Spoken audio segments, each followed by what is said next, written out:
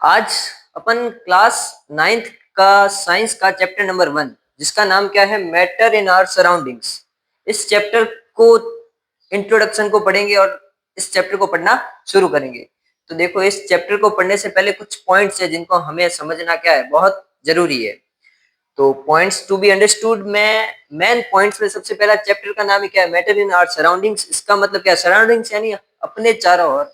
Matter सबसे पहला word है। मैटर का मतलब है ऐसी सारी चीजें जिनका कुछ ना कुछ स्पेस होता है और जिनके पास वॉल्यूम होती है। अपन ये सोच रहे हैं कि मैटर ये नहीं कि आज भाई का मैटर हो गया है, आज उसका मैटर हो गया है, वो वाला मैटर नहीं है। यहाँ पे मैटर का मतलब है everything that have mass and occupies space. मतलब जो ऑक्यूपाई करती है स्पेस को और जिनके पास वॉल्यूम होती है उनको क्या बोलेंगे, मैटर। जैसे पानी, बोतल, ग्लास, आपको जो आपके आसपास चारों चीजें दिखाई दे रही है उन सबको क्या बोलेंगे, मैटर। अब मैटर है तो वो कुछ ना कुछ पार्टिकल्स का बना होगा, इसलिए बोलते हैं कि matter is made of particles. अब मैटर के पार्टिकल्स है तो पार्टिकल की कुछ विशेषताएं होगी, क्यों, कुछ खूबियां होती है किसी इंसान में, तो वैसे ही मैटर पार्टिकल का बना है। उन पार्टिकल की क्या क्या खूबियां होगी इनको हम देखेंगे। तो प्रॉपर्टीज ऑफ पार्टिकल्स में सबसे पहली प्रॉपर्टी क्या है, particles of matter have space between them.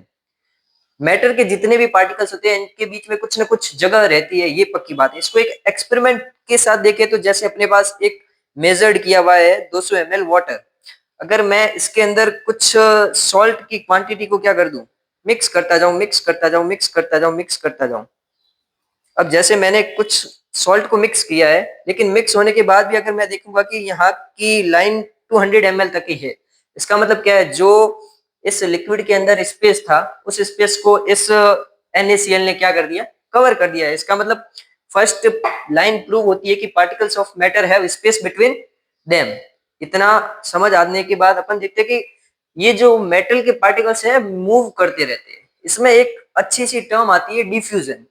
Diffusion का मतलब होता है पार्टिकल्स का मिक्स होना, intermixing of particles is known as diffusion. जैसे इसका एक और सबसे अच्छा एग्जांपल है, अपने पास एक केमिकल होता है KMnO4। KMnO4 को बहुत ही कम मैंने अगर क्या कर दिया, इसको मिक्स कर दिया, तो आप देख सकते हो कि इस वाटर का कलर कैसे चेंज हो रहा है।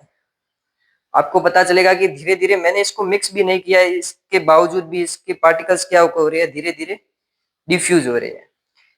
ये फिनोमिना क्या कहलाता है, डिफ्यूजन। डिफ्यूजन का मतलब क्या है, intermixing of particles. Particles are intermixing.